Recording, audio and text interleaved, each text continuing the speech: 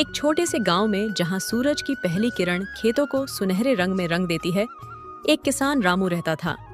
रामू बहुत मेहनती किसान था, लेकिन उसकी जमीन बहुत कम थी और साधन बहुत ज्यादा थे।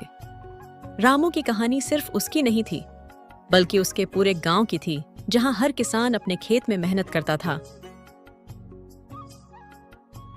बेटा सोहन, आज हमें बहुत मेहनत करनी है। आज की मेहनत पर ही हमारी सारी फसल टिकी हुई है।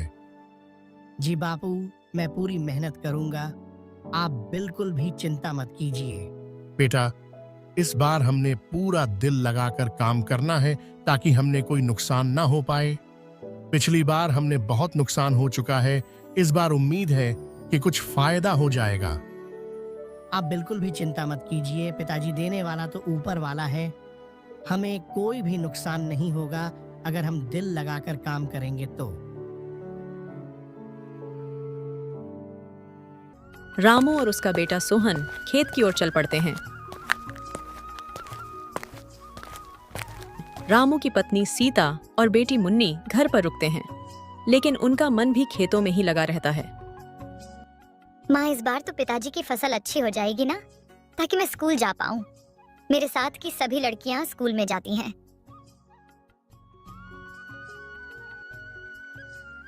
हन बेटी, अगर तेरे पिताजी की फसल इस बार अच्छी हुई तो तेरा दाखिला भी स्कूल में करा दूंगी। शुद्ध परिवार का सपना था कि इस बार उनकी फसल अच्छी हो जाए, ताकि गरीबी से कुछ राहत मिले। गांव का चौपाल, जहां कुछ और लोग बैठे होते हैं और बातें कर रहे होते हैं। अरे भाई, इस बार तो समय बहुत बुरा चल रहा है और गर्मी भी इतनी बढ़ रही है कि फसल रोपने का तो नाम ही नहीं ले रही है। सारी फसल खराब हो जाती है। अरे मुझे तो लगता है किसी ने हमारे गांव पर जादू टोना करा दिया है। मोहन हंसते हुए बोला। अरे क्या बात कर रहे हो भाई, इससे भी कुछ होता है क्या? वैसे भी आजकल कोई किसी को खुश नहीं देखना चाहता है, तो किसी ने दुश्मनी में करा दिया होगा जादू टोना। उसकी वजह से हमारी जमीन बंजर होती जा रही है और नहीं किसी की फसल निकल रही है।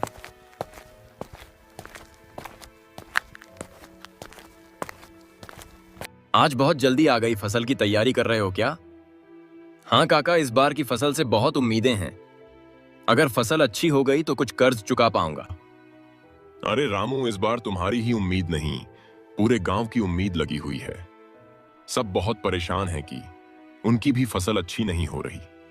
अगर इस बार फसल कुछ अच्छी हो गई तो वह अपना गुजारा कर पाएंगे। काका, तुम्हें क्या मालूम है, मेरी बच्ची की पढ़ाई पिछले 1 साल से रुकी हुई है। अगर कुछ पैसे आ जाए तो उसका भी दावा करवा दूंगा। हाँ भाई, मेहनत तो करनी ही पड़ेगी। किस्मत से भी ज्यादा भरोसा अब अपनी मेहनत पर है। सही कह रहे हो भाई। अब तो अपनी मेहनत पर ही भरोसा करना पड़ेगा।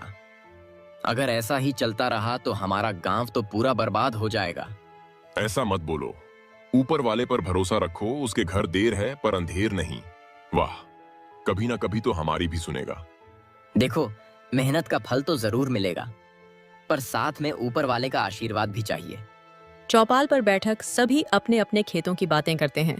वह सब जानते थे कि खेती आसान नहीं है, लेकिन वो सब हार मानने वालों में से नहीं थे। सबको अपने परिवार की जिम्मेदारी का एहसास था, इसलिए वे अपनी मेहनत में कोई कमी नहीं रखते थे। खेतों में काम शुरू हो चुका था। रामू और सोहन मिलकर खेत की जुताई कर रहे थे। रामू का बैल हीरा भी उनके साथ था। हीरा रामू का सबसे पुराना साथी था, जिसने उसका हर मुश्किल घड़ी में साथ दिया था। सोहन, देखो, हल ठीक तरीके से चलना नहीं तो फसल की कतार ठीक से नहीं बनेगी। पसीना पूछते हुए पूरी मेहनत के साथ हल चल रहा होता है। उसे ना तो रोटी का एहसास था, ना ही पानी का। उसे बस इतना याद था कि पिताजी को कैसे खुश करना है और अपने घर का गुजारा करना है। सोहन और रामू बहुत बुरी तरह से थक जाते हैं। वह एक पेड़ के नीचे जाकर बैठ जाते हैं और आराम करने का सोचते हैं। रामू थोड़ा मुस्कुराते हुए बोला, हमारी मेहनत का फल मीठा होगा बेटा, थोड़ा धैर्य रखना। बापू, अगर इस बार की फसल अच्छी हो गई तो मैं स्कूल में नए कपड़े पहनकर जाऊंगा। यह बातें सुनकर रामू की आंखें खुशी से भर आती हैं और वह बोलता है, हाँ बेटा, जरूर। बापू, हम मुन्नी का भी दाखिला करा देंगे स्कूल में, फिर वह भी अच्छे अच्छे कपड़े पहनकर जाएगी। हाँ बेटा, सब कुछ अब इस बार की फसल से ही हो पाएगा। अगर इस बार फसल अच्छी हुई और ऊपर वाले ने साथ दिया तो सारी मुसीबतें दूर हो जाएंगी। बापू, ये ऊपर वाला हमें ऐसी किस्मत क्यों देता है? अगर हम भी अच्छी किस्मत देते हैं तो हम भी जमींदार साहब की तरह अच्छे अच्छे कपड़े रोज पहन पाते। अरे बेटा, अगर ऊपर वाला सबको दे देता तो ये खेती कौन करता? सभी बैठकर खाते। इसलिए ऊपर वाले ने सबको अलग अलग बनाया है और सबको अपने हिसाब से पैसा दिया है। लेकिन वह जब किसी को पैसा देता है तो बहुत ही देता है। ऊपर वाले के घर देर है, अंधेर नहीं। इस तरह रामू और सोहन दिन भर खेतों में काम कर रहे थे। रामू की पत्नी सीता और बेटी मुन्नी भी खेतों में खाना लेकर आई। सभी मिलकर खाना खाते हैं और फिर से काम पर लग जाते हैं।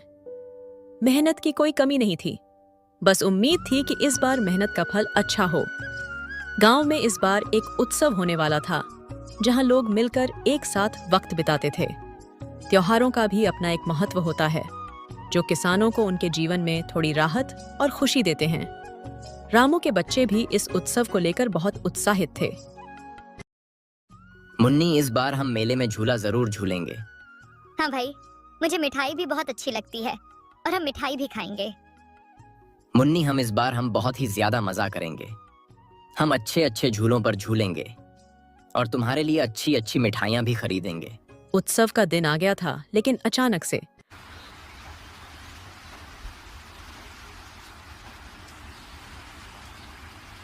और बारिश बहुत तेज होती है, जिसके कारण सब लोग मेला लगाना बंद कर देते हैं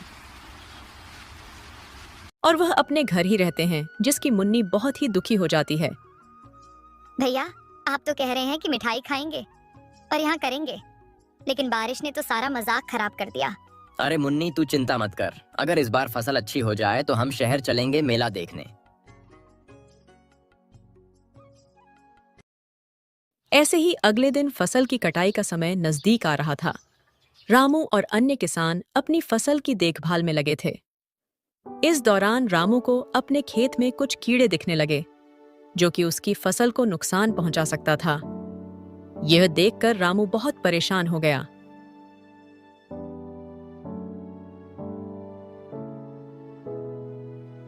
काका देखो, ये कीड़े मेरी फसल को नुकसान पहुंचा रहे हैं, अब क्या होगा? रामू, याह किदे हमारी फसल को बहुत नुकसान पहुंचा सकते हैं, लेकिन हम इसे मिलकर संभालेंगे। हमें जल्दी से कुछ उपाय करना होगा।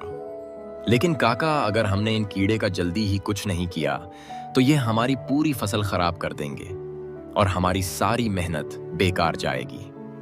रामू बेटा, बरसात की वजह से निकल कर आते हैं और फसल पर चढ़ जाते हैं। हमें इनका उपाय जल्दी से सोचना होगा, नहीं तो ये तुम्हारी ही नहीं, हमारे पूरे गांव की फसल भी खराब कर देंगे। फिर किसी के पास खाने पीने को भी नहीं होगा। मैं भी मदद करूंगा। चलो जल्दी से दवाई लेकर आते हैं जो इन कीड़े को मार सके। लेकिन ऐसी दवा मिलेगी कहाँ? मैंने तो आज तक ऐसी दवा के बारे में नहीं सुना। हमें यह बात पूरी गांव वालों को बतानी होगी ताकि वह भी अपनी फसल को बचा सके। रामू, किशन और भोला काका ने फसल को बचाने के लिए मेहनत की। उन लोगों ने गांव के अन्य किसानों से भी मदद ली। सभी किसान मेरी बात ध्यान से सुने। अगर आपको अपनी फसल बचाना है तो हमें एक होना पड़ेगा। हमारी फसल को कीड़े खाने लगे हैं। अगर ऐसा ही चलता रहा तो कीड़े सभी की फसल को खा जाएंगे। और ये बात सभी मान जाते हैं। सभी ने मिलकर फसल को बचाया। हाँ, एक बड़ा संघर्ष था, लेकिन सबकी मेहनत रंग लाई और फसल धीरे धीरे तैयार होने लगी। ऐसे ही कुछ दिनों में फसल की कटाई का समय आ गया। रामू और उसका परिवार बहुत उत्साहित था। इस बार उनकी फसल अच्छी दिख रही थी, लेकिन फसल को काटने के बाद ही उनका असली परिणाम मिलता है। रामू और सोहन ने मिलकर फसल की कटाई शुरू की और देखते ही देखते वो लोग ने अपनी सारी फसल काट दी। सोहन, इस बार की फसल बहुत अच्छी हुई है। भगवान ने हमारी सुन ली है। हाँ बाबू, इस बार हम बहुत अच्छा पैसा कमाएंगे। इस बार हमने बहुत सी समस्या देखी, लेकिन हमने सारे मामले का इलाज कर लिया और हमारी मेहनत रंग लाई। हाँ बाबूजी, आपने ये बात तो सही कही। इस बार हम बहुत परेशान थे। अब मैं भी बहुत खुश हूँ, क्योंकि हमारी फसल बहुत अच्छी लग रही है।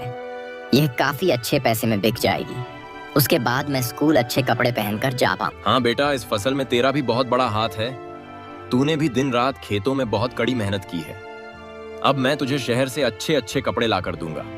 हाँ बाबूजी, और इस बार जो हमारे गांव में मेला लगाने वाला था वहां भी बारिश के कारण नहीं लग पाया, तो हम इस बार अपने गांव में फिर से मेला लगाएंगे। मुन्नी भी बहुत दुखी हुई थी ये बात सुनकर। अगर वह सुनेगी कि फिर से मेला लगने वाला है तो वह बहुत खुश हो जाएगी। हाँ बेटा, मैं सबसे बात करूंगा और कोशिश करूंगा कि हमारे गांव में फिर से मेला लग सके। रामू और सोहन दोनों ही घर आ जाते हैं। अजी मैं क्या सुन रही हूँ कि फसल बहुत अच्छी हुई है, इस बार काफी अच्छा मुनाफा हो जाएगा। हाँ सीता, ऊपर वाले ने हमारी सुन ली है और पूरे गांव की फसल बहुत अच्छी हुई है, जिसे हम अपनी फसल अच्छा दाम पर बेच सकते हैं। अजी ऊपर वाला सुनेगा, क्यों नहीं, हमने इतनी मेहनत की थी।